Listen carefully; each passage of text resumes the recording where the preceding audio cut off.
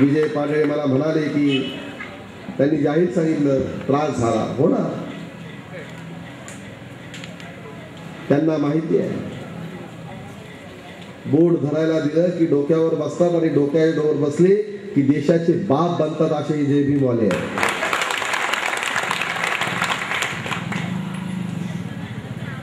आमच्या बाबासाहेबांना संधी दिली. काय झालं? ज्यांच्या सावलीला विटाळ होता, ज्यांना वर्गामध्ये बसून दिलं जात नव्हतं, ज्यांना डब्बा खाण्यासाठी विद्यार्थ्यांपासून कोसो दूर जाऊन डब्बा खावा लागायचा, ज्यांना राहायला घर नव्हतं, त्या बाबासाहेबांना संधी मिळाली.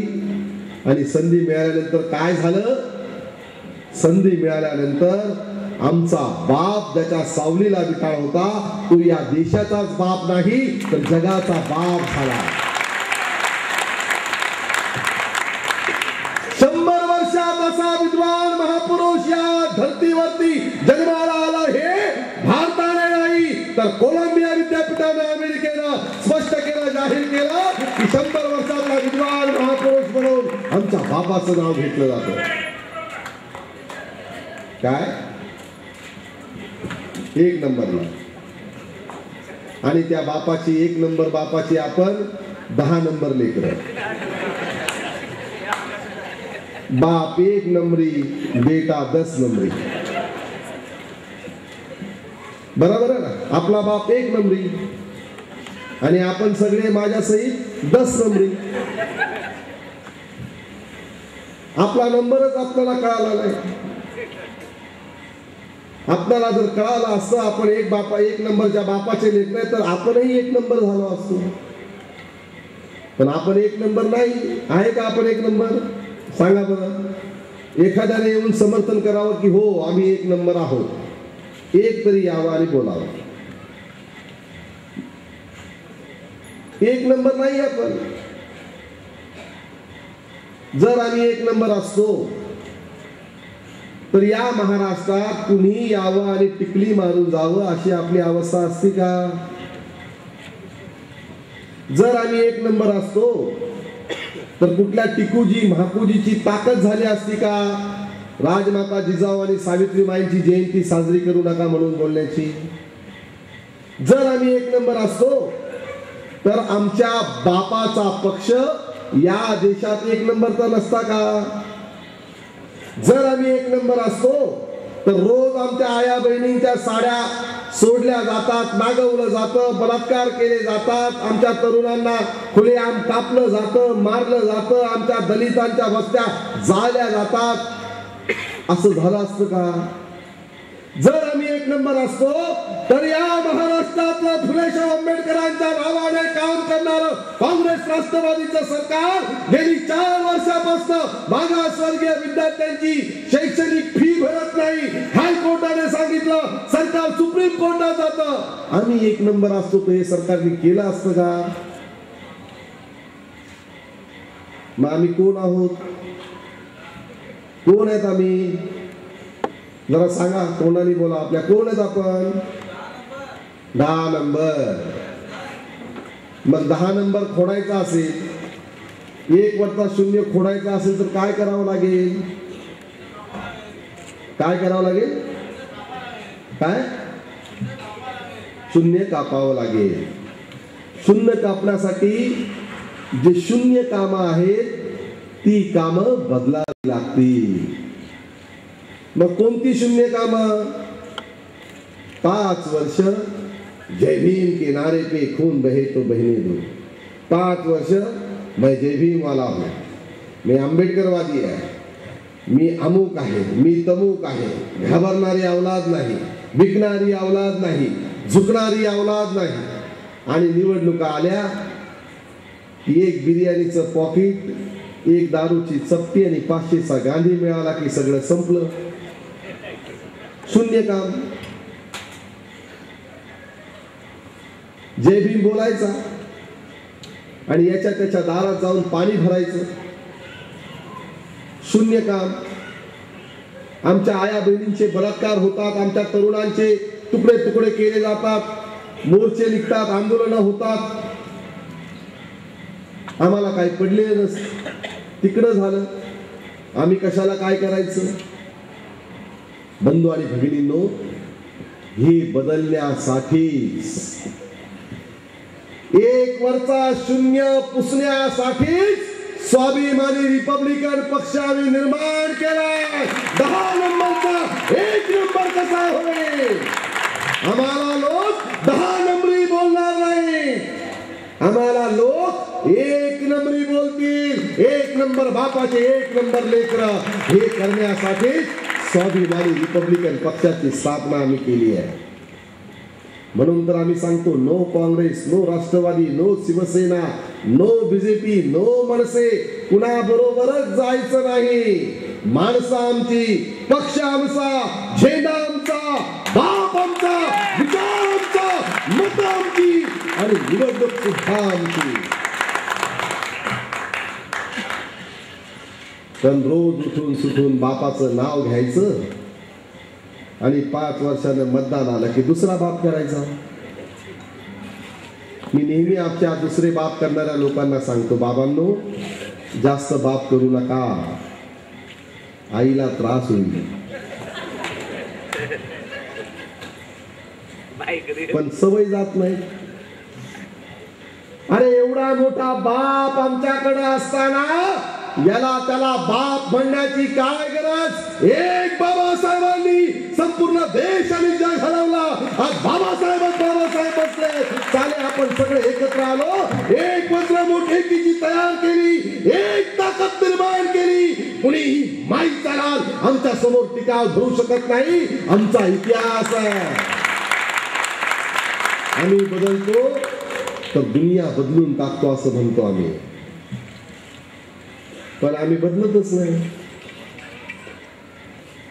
म्हणतो ना तो आमचा आनंद शिंदे म्हणतो, जब हम चलते हैं तो अच्छे अच्छों का कलेजा दहल जाता है, हम बदलते हैं तो जमाना बदल जाता है. अरे बदलेंगे कब?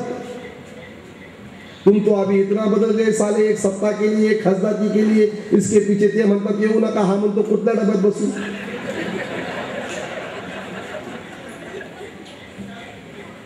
कुणी राजकुमाराचे चपला उचलतायत. राजकुमार तो कालचा, तो शेमडा, तो त्याच्या चपला उचलल्या आमच्या नेत्याने. घाटकोपर रमाबाई कॉलनी. काय थू आपल्या जिंदगीवर.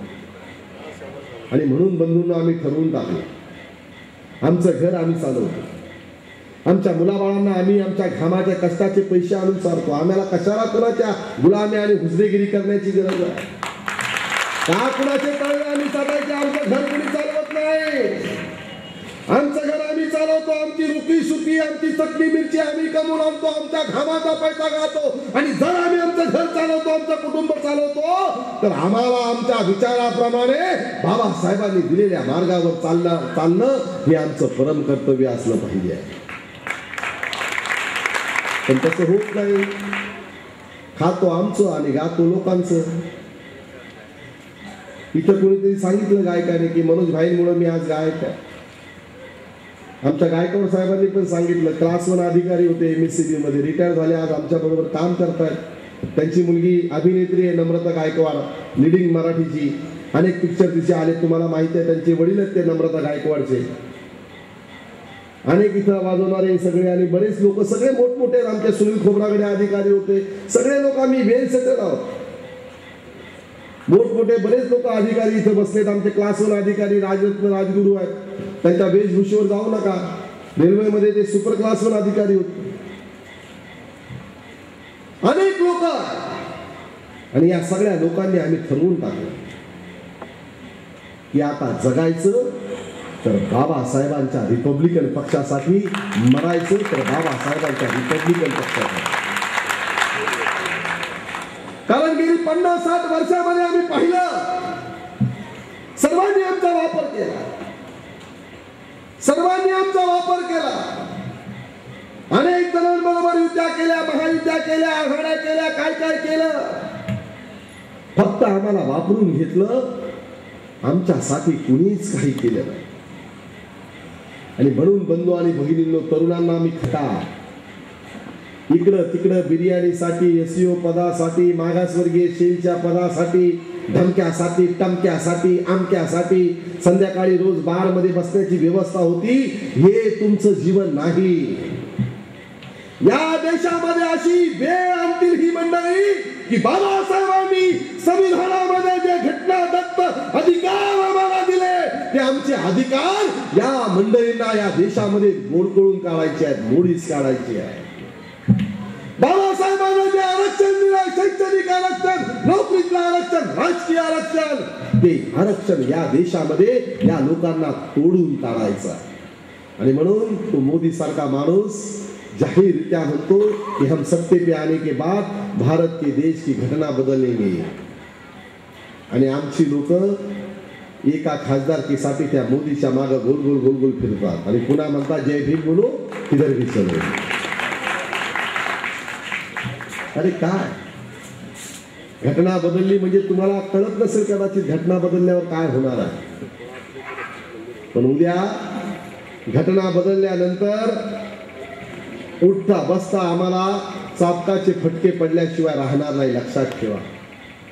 बाबासाहेब आंबेडकरांनी रक्ताचं पाणी करून जगाच्या पाठीवर असणाऱ्या सर्व लोकशाही देशाच्या घटनेचा अभ्यास करून या देशातल्या असणाऱ्या दलित, शोषित, पीडित, गोरगरीब माणसाला त्याला कसं जगता येईल, त्याचा मूलभूत अधिकार कसा त्याला देता येईल यासाठी बाबासाहेबांना घटना लिहिली. घटनेमध्ये सर्व जाती धर्माच्या माणसांसाठी, महिलांसाठी, विद्यार्थ्यांसाठी, शेतकऱ्यांसाठी, शेतमजुरांसाठी, अल्पसंख्याकांसाठी, आदिवासींसाठी बाबासाहेब आंबेडकरांनी सगळ्या तरतुदी करून ठेवल्या. म्हणून तर इथला ओबीसी जो असेल आमचा आगरी कोळी बांधव, तो आगरी कोळी बांधव त्याला सवलती मिळतात. ही मेहरबानी आमच्या बाबासाहेबांची घटनेची आहे. तो आमचा भाऊ आहे.